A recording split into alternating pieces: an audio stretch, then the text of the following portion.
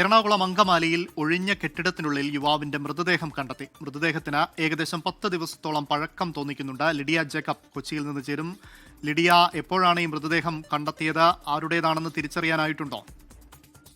അമൽ, ആരുടേതാണ് മൃതദേഹമെന്ന് ഇതുവരെ തിരിച്ചറിയാനായിട്ടില്ല. അല്പസമയം മുമ്പാണ് അങ്കമാലിയിലെ ഒഴിഞ്ഞ കെട്ടിടത്തിനുള്ളിൽ യുവാവിന്റെ മൃതദേഹം കണ്ടെത്തിയത്. ഏകദേശം 10 ദിവസത്തോളം പഴക്കം തോന്നിക്കുന്ന മൃതദേഹമാണ്. പാന്റും ഷർട്ടും ധരിച്ചിരിക്കുകയാണ്.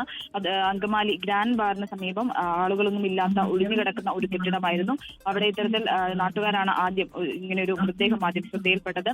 തുടർന്ന് നാട്ടുകാർ പോലീസിനെ വിവരം അറിയിക്കുകയായിരുന്നു. എന്തായാലും പോലീസ് എത്തി പരിശോധനയും കാര്യങ്ങളും ഒക്കെ നടത്തി വരികയാണ്. ഇത് ആരുടെ മൃതദേഹമാണ് എന്നതിനെ പറ്റി അറിയില്ല. അത് മൃതദേഹം തിരിച്ചറിയാനാകാത്ത ഒരു അവസ്ഥയിലാണ് എന്നാണ് അറിയാൻ സാധിക്കുന്നത്.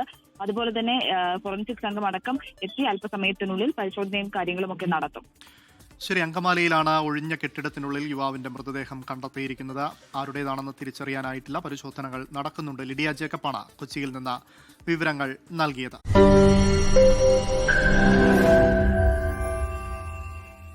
ലോകത്തെവിടെയായാലും ഏത് സമയത്തും 24 വാർത്തകളും ഓഗ്മെന്റഡ് റിയാലിറ്റി പാക്കേജുകളും എക്സ്പ്ലെയിനറുകളും വിശദമായി കാണാൻ ഞങ്ങളുടെ യൂട്യൂബ് ചാനൽ നിങ്ങൾക്ക് സബ്സ്ക്രൈബ് ചെയ്യാം.